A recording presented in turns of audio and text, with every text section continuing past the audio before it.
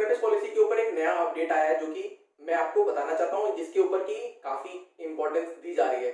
दोस्तों, आपकी प्रॉब्लम हमारी समस्या, तो उसका निवारण देने के लिए मैं वीडियोस लेके आता हूँ इस ऑटोमोबाइल चैनल के ऊपर। चलिए दोस्तों, बिना देरी करे इस अनाउंसमेंट को समझते हैं। चलिए दोस्तों, शुरू करते हैं।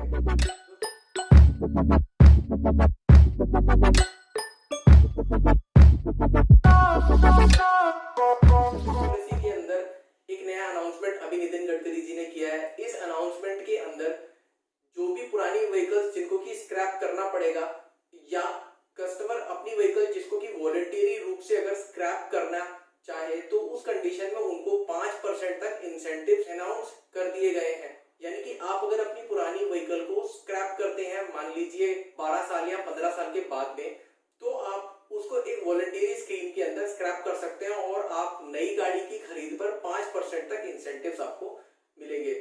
दूसरा, इस पॉलिसी के अंदर एक बात आई है, वो ये कि जो भी पहले ग्रीन व्हीकल्स नहीं थी, यानी कि जिन व्हीकल्स को हम लोग पॉल्यूटिंग व्हीकल्स कहते हैं, जो कि हमारे पोल्यूशन के अंदर इजाफा कर रही हैं, यानी कि मेरी समझ में कमर्शियल व्हीकल्स की बात कर रहे हैं, तो इन व्हीकल्स के ऊपर जिन पे की ग्रीन टैक्स को लगाने की बात हो रही है, साथ ही प्राइवेट व्हीकल्स को भी ग्रीन टैक्स के अंदर लाने की बात हो रही है। तो इन व्हीकल्स के ऊपर जो ग्रीन टैक्स लगाया जाता है, वो ग्रीन टैक्स के अंदर कुछ व्हीकल्स ऐसी हैं जिनको कि एग्जम्प्ट कर दिया गया है पूरे तरीके से। ये वो व्हीकल्स हैं जो कि नीचे दी गई इन टेक्नोलॉजीज का इस्तेमाल करती है।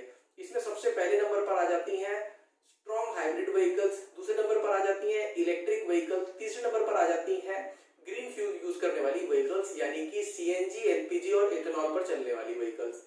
तीसरे नंबर पर एक और अनाउंसमेंट है जिसके अंदर की जो ग्रीन टैक्स से पैसा सरकार इकट्ठा करेगी, यानी रेवेन्यू बनाएगी, उस रेवेन्यू को अगेन पोल्यूशन को कम करने में इस्तेमाल किया जाएगा। यानी कि ये तीन तो हो गई मेन अनाउंसमेंट। इसके अलावा हम लोग ये समझते हैं कि जो हाइब्रिड व्हीकल्स है, यानी कि अभी करंटली मार्केट पे आप इन व्हीकल्स को देख रहे होंगे, ये व्हीकल्स माइल्ड हाइब्रिड टेक्नोलॉजी के साथ में आती है। इन व्हीकल्स को एग्जम्प्ट नहीं किया गया है।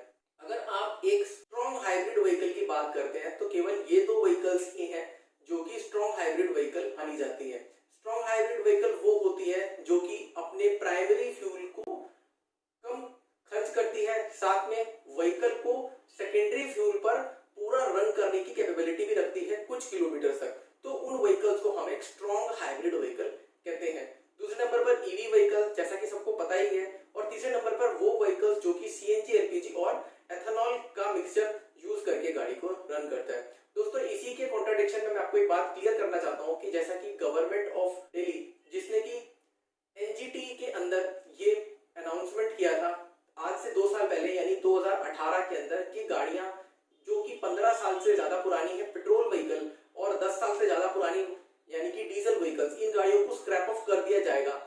उसी के एवज में अब नया जो स्क्रैपेज पॉलिसी अभी यूनियन गवर्नमेंट यानी कि सेंट्रल गवर्नमेंट ने अभी अनाउंस किया है, उसके अंदर ये बात निकल के सामने आई है कि प्राइवेट व्हीकल्स जो कि 20 साल से ज्यादा पुरानी नहीं हो, वो व्हीकल्स रोड पर अप्लाई करने के लिए ओके मानी जाएगी। इसी के अलावा 15 साल पुरानी कमर्शियल व्हीकल्स जो कि रोड पर अप्लाई करने के लिए सक्षम मानी जाएगी। तो दोस्तों, ये जो दो स्टेटमेंट दी गई है, इन स्टेटमेंट पे एक कॉन्ट्राडिक्शन है। वो ये है कि सेंट्रल गवर्नमेंट एक बेसिक इंफॉर्मेशन को प्रोवाइड करती है, जिस बेसिस पे फिर और स्टेट्स अपनी अपनी इंफॉर्मेशन अगेन प्रोवाइड करती है। यानी कि जो सेंट्रल गवर्नमेंट ने अभी रिसेंट में पॉलिसी बताई है, यानी कि एन सीतारमन जी ने जो बात का अनाउंसमेंट किया, इस अनाउंसमेंट के चलते जो 20 साल व्हीकल्स को चलाए रखने के लिए बात कही गई है, इस बात के ऊपर ही हर स्टेट अपनी अपनी एक स्क्रैपेज पॉलिसी भी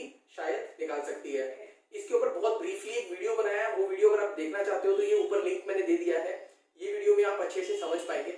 मॉर्थ, जो कि ministry of transport, road and highways, इन्होंने भी स्क्रैपेज पॉलिसी को प्रमोट करने के लिए आधार कार्ड से वेरीफाई करके कुछ एक ऐसी फैसिलिटीज को अनाउंस किया है जिससे कि स्क्रैपेज करना और आसान हो जाएगा।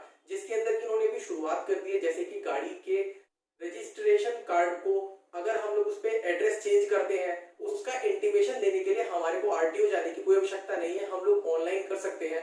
साथ ही ड्राइविंग लाइसेंस के लिए अप्लाई करना है या रिन्यूअल ऑफ ड्राइविंग लाइसेंस हमको बनवाना है, साथ ही इंटरनेशनल ड्राइविंग लाइसेंस बनवाना है। इस तरीके की कुछ कुल मिला के 18 सर्विसेज जैसा कि ये ऊपर लिस्ट में दिखाई जा रही है, इन सर्विसेज का इन्होंने अनाउंसमेंट किया कि ये सब आप ऑनलाइन कर पाएंगे, जिसकी वजह से हम लोग रिसेंट न्यूज के अंदर फिर सुन पाएंगे कि अगेन कुछ ना कुछ स्क्रैपेज पॉलिसी को और फास्टन अप करने के लिए सरकार कुछ और एक चीजें लेके आने वाली है।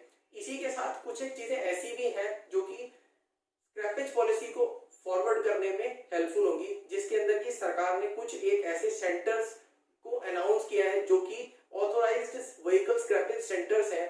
इन ऑथोराइज्ड व्हीकल स्क्रैपेज सेंटर पर ही गाड़ी को अनइंस्टॉल या फिर गाड़ी को डिसमेंटल कराने पर ग्राहक को एक ऐसा सर्टिफिकेट मिलेगा, जिस सर्टिफिकेट को अगेन आरटीओ पे सबमिट करने पर उनकी व्हीकल जल्दी से जल्दी रीसरेंडर कर दी जाएगी। तो दोस्तों ये जो सेंटर्स हैं, इनके अंदर सबसे पहला और प्राइमरी सेंटर है महिंद्रा का सेरो, जिसके की 3 सेंटर्स अभी ऑल ओवर इंडिया ओपन हो चुके हैं। पहला ग्रेटर नोएडा में, दूसरा पुणे में, तीसरा चेन्नई के अंदर। इसके अलावा पाइपलाइन में सुनने में आया है कि मारुति और टोयोटा ने अपने कोलैबोरेशन में एक ग्रेटर नोएडा में ही प्लांट अपना ओपन करने वाले हैं। इनके अलावा कुछ इंडिपेंडेंट व्हीकल स्क्रैपेज सेंटर्स भी खुल चुके हैं, जिनके बारे में कोई खास नॉलेज अभी तक ओपन नहीं है। हालांकि सुनने में यही आया है कि इनके पास में भी व्हीकल को स्क्रैप करने का लाइसेंस है। तो दोस्तों इन स्क्रैपेज सेंटर्स के खुलने से व्हीकल की स्क्रैपेज फास्ट हो जाएगी, प्लस कुछ सरकारी गाड़ियां जो कि इस स्क्रैपेज पॉलिसी के अंडर आ रही हैं, जिनको सरकार को डिसमेंटल कराना पड़ेगा, वो व्हीकल्स भी इन सेंटर्स पर ही जाकर डिसमेंटल होंगी। तो दोस्तों स्क्रैपेज पॉलिसी के ऊपर जो कॉन्ट्राडिक्शन मैंने आपको बताया है एनजीटी और यूनियन या स्टेट गवर्नमेंट के बीच में, अगर इसके ऊपर कोई चेंज आएगा तो डेफिनेटली मैं आपको अपने नेक्स्ट वीडियो में आप लोगों को अपडेट कर दूंगा। दोस्तों सेरो के बारे में अगर आपको और जानना है तो मेरी कुछ इन वीडियोस के ऊपर आप जाकर देख पाएंगे, साथ ही यह भी समझ पाएंगे कि आपकी गाड़ियां स्क्रैप किस तरीके से की जाती है। तो चलिए दोस्तों, मैं होप करता हूं कि ये वीडियो में आपको कुछ अच्छा कंटेंट मिल पाया होगा।